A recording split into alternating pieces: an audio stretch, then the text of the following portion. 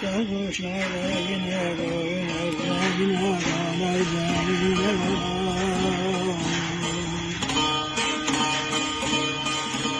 Soğukta sıcakta da benden yine fakirler yanar, fakirler yanar. Soğukta sıcakta çalışır çabalarıp da gelebilir için üretmek için. Evet, zengin ederim hazır ederim.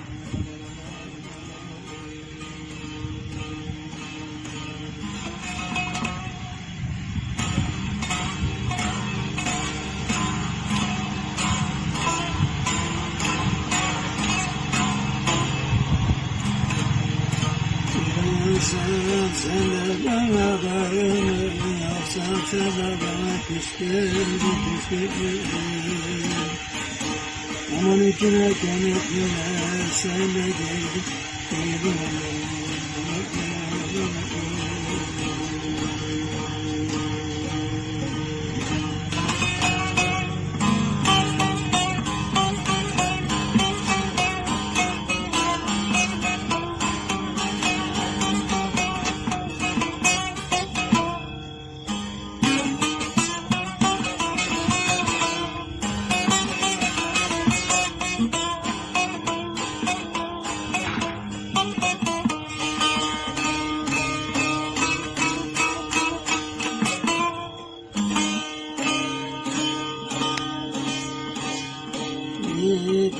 Gitmez oldu da yine gönlümden yine çay içmedim. Gitmez oldu da gönlümden yine şu yollarım çay içmedim. Ya işte güzellerim dilim